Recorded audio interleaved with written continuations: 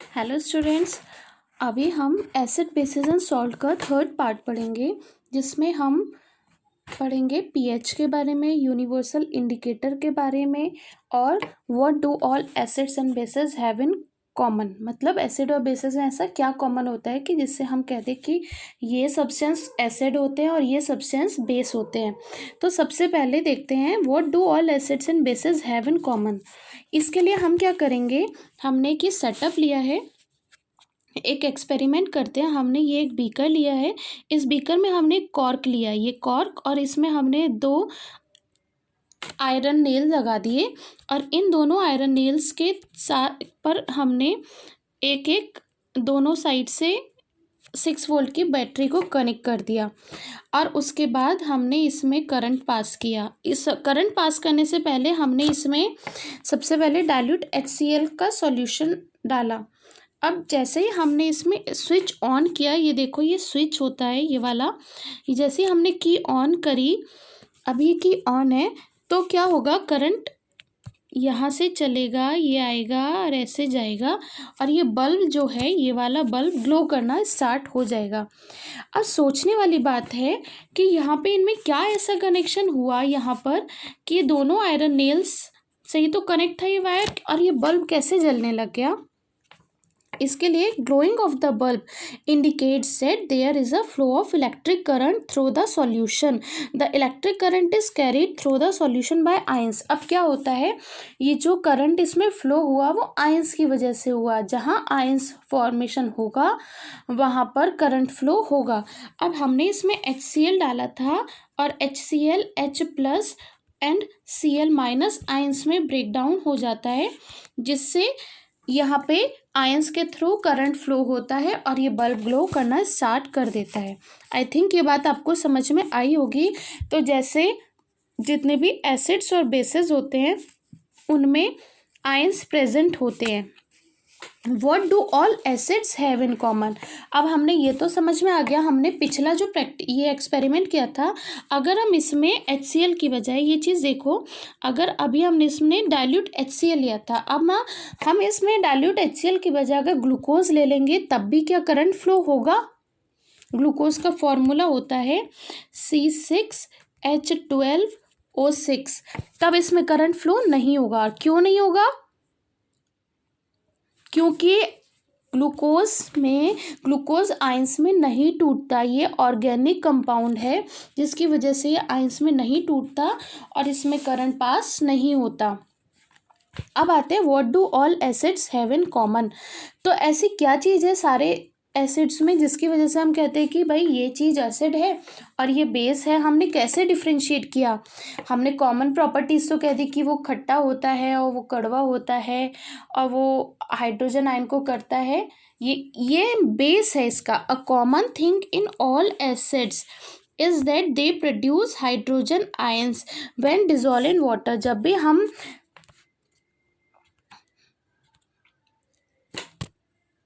भी हम acids, a common thing in all acid is that they produce hydrogen ion. हाँ, जब भी हम एसिड्स को वाटर में डिसॉल्व करते हैं तो ये क्या करता है, अपने आयंस में ब्रेक डाउन हो जाता है। जैसे हमने पीछे देखा था H plus plus Cl minus, यहाँ पे नाइट्रिक एसिड है HNO3, तो H प्लस HNO और NO3 minus, sulphuric acid 2H plus plus SO4 2 minus.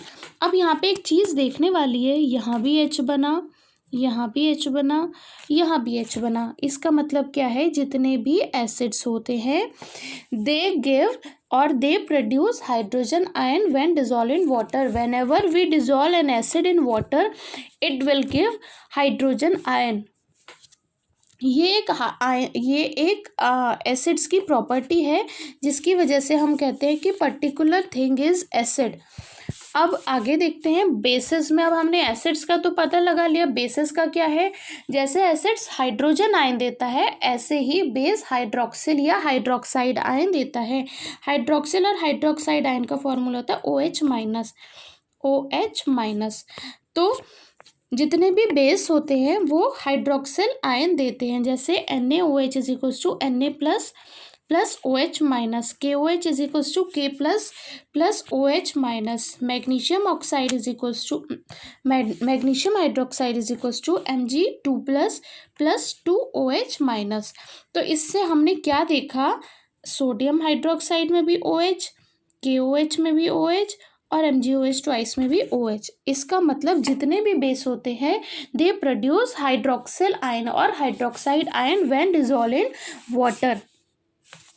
अब न्यूट्रलाइजेशन रिएक्शन क्या होती है, when an acid react with base it gives salt and water and this reaction is called neutralization reaction। जितनी भी reactions होती हैं acid और base के बीच में they will produce salt and water। हमने ये पिछले पार्ट में भी पढ़ा था। How strong are acid और बेस सॉल्यूशन। अब हमने एक चीज़ देखी कि एसिड होते हैं और बेस होते हैं। अब कुछ होते हैं जो एसिड्स बहुत स्ट्रॉन्ग होते हैं और कुछ होते हैं जो वीक होते हैं। इसका पता कैसे लगाते हैं, strong acid and weak acid. Strong acid जो वाटर में डिसॉल्व करने पर कंप्लीटली आयनाइज्ड हो जाते हैं, they are called strong acid, and weak acids which are not ionized completely and which, or we can say, which take too much time to ionize, that acids are called weak acids। जैसे strong acid का example है HCl को water में डालेंगे तो ये completely ionise हो जाएगा, मतलब तो जितने भी मॉलिक्यूल्स है HCl के वो हाइड्रोजन और क्लोराइड आयंस में ब्रेक डाउन हो जाएंगे। जितने भी H2SO4, जब हम H2SO4 को ब्रेक डाउन करते हैं तो जितने भी हाइड्रोजन आयंस हैं वो बहुत जल्दी ब्रेक डाउन हो जाएंगे H2SO4 में से और सल्फेट आयन सेपरेट आउट हो जाएगा। And same happens with HNO3, hydrogen ion और नाइट्रेट आयन एकदम सेपरेट आउट हो जाते हैं। अब आते हैं CH3COOH जिसको हम विनीगर कहते हैं, इसका कॉमन नेम है एसिटिक एसिड।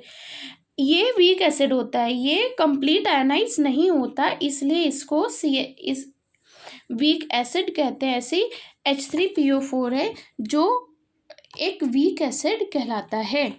इसी तरह से हम बेस के लिए कहते हैं, बेस बहुत जल्दी वाटर में आयनाइज हो जाता है वो स्ट्रॉन्ग बेस है। And that the base which will not ionise completely in aqueous solution that is called weak base। जैसे magnesium hydroxide and ammonium hydroxide is called weak base, while sodium hydroxide, calcium hydroxide and potassium hydroxide are called strong base। आगे चलते universal indicator. अब हम एक पता कैसे चलेगा कि ये आयनाइज हुए कि नहीं हुए, पूरे के पूरे हमने इसको एक बीकर में अगर HCl में, अच्छा एक चीज़ और है जो मैंने मेंशन नहीं करी कभी भी, व्हाट इज़ कंसनट्रेटेड और व्हाट इज़ डाइल्यूट। कंसनट्रेटेड होता है जो भी स्ट्रॉन्ग होता है, जिसमें जैसे हम बात करते हैं कंसनट्रेटेड HCl और डाइल्यूट HCl, तो कंसनट्रेटेड HCl में वाटर का कंटेंट कम होगा और HCl के मॉलिक्यूल्स का कंटेंट ज़्यादा होगा। डाइल्यूट कब हो जाएगा, जब कंसनट्रेटेड किसी भी चीज़ में हमने वाटर ऐड कर दिया, दैट बिकम डाइल्यूट। अब आते हैं यूनिवर्सल इंडिकेटर। अब हमने ये बात तो कह दी कि ये स्ट्रॉन्ग है और ये वीक है। अब ये देखने से तो नहीं पता चलेगा, अगर हमने किसी भी चीज़ को पानी में मिला दिया, किसी भी एसिड या बेस को, तो भी हम ये नहीं कह सकते कि ये कम्प्लीटली आयनाइज हो गया। इसके लिए हम एक इंडिकेटर यूज़ करते हैं। The common indicator can not tell us the relative strength of acid and base, so to obtain the idea of how acidic और basic substance is universal indicator is use. हमें इससे पता चलता है कि कोई कंपाउंड कितना एसिडिक या कितना बेसिक है, उसकी बेसिसिटी की लिमिट कितनी है या उसकी एसिडिटी वो कितना ज़्यादा एसिडिक है। देखो ये pH स्केल है, इसमें ये जो यूनिवर्सल इंडिकेटर होता है ये pH को बताता है। The strength of an acid और alkali is measured on the pH scale. इसमें क्या करते हैं हम, इसकी लिमिट होती है 0 to 14। अब क्या होता है, जब भी एक इसके बीच में आ गया 7, 0 to 7 एंड 7 to 14। अब इसको ध्यान से सुनना, जब भी कोई कंपाउंड जिसकी pH 7 शो हो रही है, it means it is neutral. अगर जैसे जैसे उसकी pH डाउन होती चली जाएगी 0 की तरफ, वो उतना ज़्यादा एसिडिक होता जाएगा। और जैसे जैसे उसकी pH बढ़ती जाएगी towards 14, it is known as alkaline. उसकी एल्केलाइन मतलब वो उतना ही ज़्यादा बेसिक होता चला जाएगा। देखो, the value of pH is 0 to 14। ये बात आई समझ में? pH स्केल 0 to 14 होता है। 0 पर हाईली एसिडिक होता है, 7 पर न्यूट्रल होता है और 14 पर हाईली बेसिक होता है। तो जैसे जैसे हम आगे बढ़ते चले जाएंगे, 0 से आगे बढ़ते चले जाएंगे, उसमें बेसिसिटी बढ़ती चली जाएगी। अब ये pH पेपर है, ये देखो, this is a pH paper, sorry ये नहीं, this is a pH paper. इस pH पेपर का देखो कलर ऑरेंज है। ऑरेंज का ये इसका जो कलर है वो इस 7 से मैच कर रहा है। अब अगर इसको हम जिस भी सॉल्यूशन में डिप करेंगे, वो उसका कलर, ये जो 14 कलर है इनमें से कोई सा हो जाएगा। इसका कलर जो हो गया, इसका मतलब है उसकी pH वही है। अगर हमने इसको एसिड में HCl में डिप किया, कंसनट्रेटेड HCl में, तो इसका कलर एकदम रेड मैरून टाइप का हो जाएगा। तो हम कहेंगे उसकी pH कितनी है, 1। अगर इसका कलर जैसा था वैसे ही रहता है तो इट मीन्स वाटर है वो। और अगर इसका कलर वॉयलेट या पर्पल हो जाता है तो इसका मतलब है कि ये हाईली बेसिक है। जैसे NaOH, सोडियम हाइड्रोक्साइड, जो अगर प्योर फॉर्म में है तो वो हाईली बेसिक होता है। ठीक है, इस चीज़ को याद रख। आगे है importance of pH in everyday life. इसमें क्या है, हम देखेंगे कि pH को मेंटेन करना हमारे डेली शेड्यूल में क्यों, डेली लाइफ में क्यों ज़रूरी है। Are plants and animals pH sensitive? देखो, इसको हम कैसे समझेंगे। हमने बारिश होती है, जनरली रेन वाटर की जो pH होती है वो 6.5 होती है, अप्रॉक्स न्यूट्रल, क्योंकि 7 पे न्यूट्रल है और it is 6.5, then it is also about to neutral.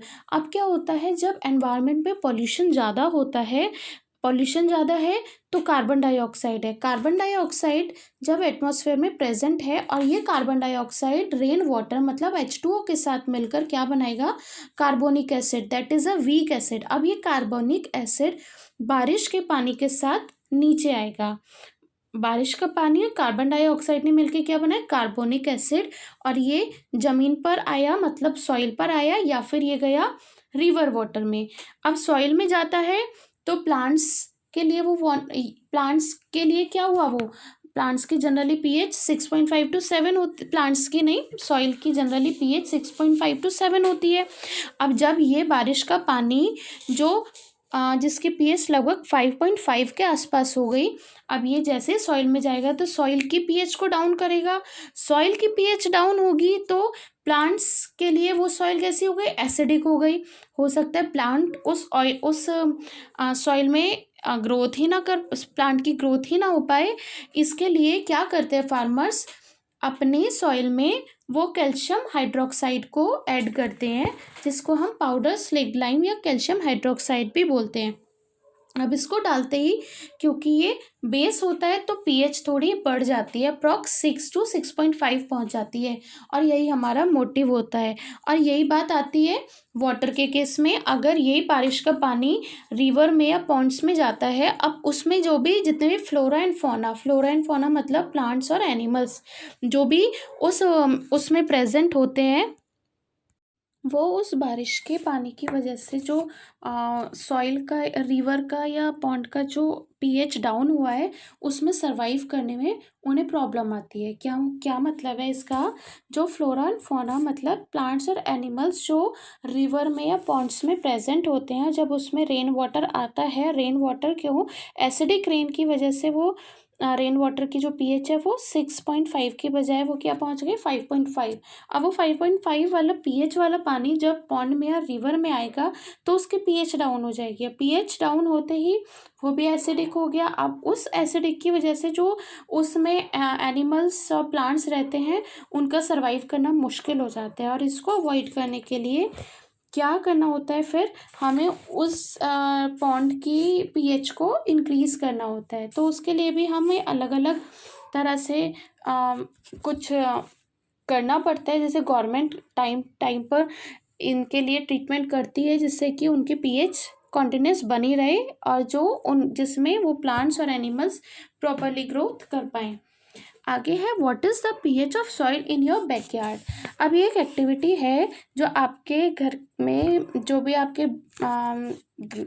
Lawn कह दो या जहाँ पे भी वहाँ के सॉइल के पीएच क्या है। इसके लिए क्या करेंगे, हमने लगभग थोड़ी सी सॉइल ली एक टेस्ट ट्यूब में और उसमें थोड़ा सा पानी डाला।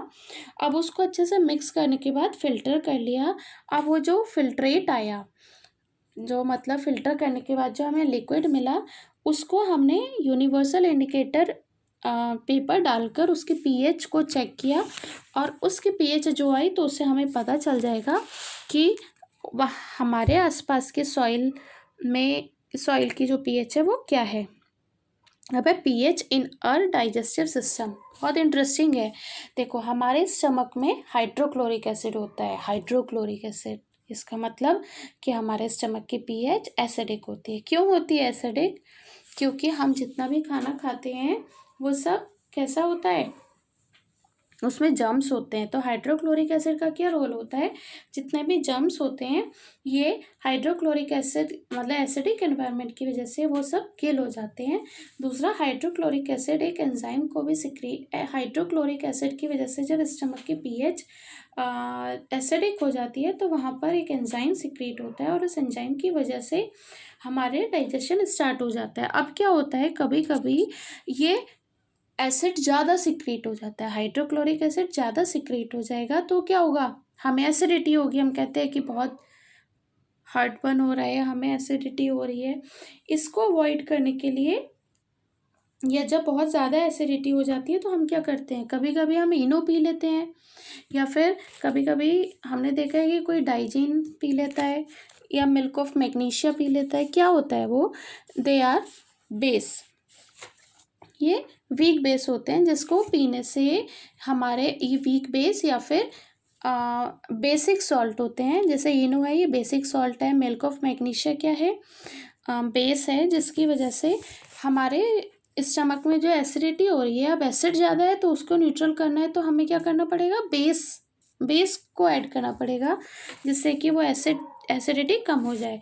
तो उसके लिए हम क्या करते हैं, कोई भी एंटासिड ले लेते हैं जिसकी वजह से हमारे स्टमक की पीएच नॉर्मल हो जाती है और हम रिलैक्स फील करते हैं। Next is pH changes as the cause of tooth decay. अब इसमें क्या होता है, हम जो भी खाना खाते हैं वो शुगर की फॉर्म में होता है। अब हमने कुछ भी खाना खाया और उसके बाद हमने अपना मुंह साफ नहीं करा, मतलब हमने कुल्ला नहीं करा, क्या होता है, हमारे माउथ में जितने भी बैक्टीरिया प्रेजेंट होते हैं वो उस शुगर को ब्रेक डाउन करना स्टार्ट कर देते हैं और वो उस ब्रेक डाउन से क्या चीज़ बनती है, the product will be lactic acid. अब ये लैक्टिक एसिड का प्रोडक्शन स्टार्ट करने लगते हैं अगर हमने कुछ भी खाने के बाद अब कुल्ला नहीं करा, अपने मुंह को नहीं धोया। अब ये क्या करता है, जैसे जैसे एसिड बनता जाएगा मुंह में, ये बैक्टीरिया एसिड बना रहे हैं, लैक्टिक एसिड, तो एसिड है तो इसका मतलब पीएच लोअर होती जा रही है। पीएच कम होगी तो हमारे टूथ के ऊपर एक एनिमल प्रेजेंट होता है, एक लेयर होती है कैल्शियम फॉस्फेट की जो हमारे टीथ को प्रोटेक्ट करके रखती है। अब जैसे जैसे लैक्टिक एसिड की फॉर्मेशन होती रहेगी वो जो कैल्शियम फॉस्फेट की लेयर है वो डिग्रेड होनी स्टार्ट हो जाएगी और उसके बाद वो धीरे धीरे हटनी स्टार्ट हो जाएगी। This is called tooth decay. अब क्या होता है, जैसे जैसे ये हटता जाएगा हमारे दांतों में प्रॉब्लम्स आनी स्टार्ट हो जाएगी। इसलिए इस प्रॉब्लम को क्योर करने के लिए, इस प्रॉब्लम से बचने के लिए हमें क्या करना चाहिए, जब भी हम कुछ भी खाएं या पिए हमें इंस्टेंटली अपने मुंह को वॉश करना चाहिए। ट्वाइस और thrice times we should brush our teeth. Next is self defence by animals and plants through chemical warfare. क्या होता है, देखो आपने देखा है कभी आपने किसी चींटी आपके ऊपर आके एकदम से काट लेती है, ऐसा लगता है कोई सुई चुभी है। क्या होता है, ये सेल्फ डिफेंस होता है। उन्हें लगता है कि हमें आप कुछ हार्म पहुंचा, इससे पहले ही वो आपको एक अपना स्टिंग दे देती है। स्टिंग मतलब उन्होंने आपको काट लिया और वहाँ पे एकदम से एक सुई से चुभती है। अगर इंस्टेंटली वो सुई, जो मैंने आपको पहले भी बताया था, मिथेनोइक एसिड, एंट स्टिंग में जो होता है वो मिथेनोइक एसिड, या उसको हम फॉर्मिक एसिड भी कहते हैं। ये फॉर्मिक एसिड क्या करता है, जैसे ही जहाँ हमारी बॉडी में ये इंजेक्ट करती है एंड ये हमें इरिटेशन क्रिएट करता है, और इसको कम करने के लिए अगर हम तभी के तभी वहाँ पर बेकिंग सोडा को रब कर ले तो हमें इसकी प्रॉब्लम कम होने लग जाएगी। अगर कभी आपको मधुमक्खी काट लेती है तो क्या करना है, हमें वहाँ पर बेकिंग सोडा को रब करना है। ऐसे कुछ प्लांट्स होते हैं जो सेल्फ प्रोटेक्शन के लिए कुछ एसिड ऐसा सिक्रीट करते हैं जो कि हमें इरिटेशन प्रोड्यूस करता है, जिसकी वजह से हमें बर्निंग होती है या पेन होता है, लेकिन थोड़े टाइम बाद वो या तो अपने आप सही हो जाता है या फिर अगर हम उस पर थोड़ा सा बेकिंग सोडा लगा लें तो वो सही हो जाता है। This is all about pH universal indicator and strong and weak acid, strong and weak base. Thank you so much.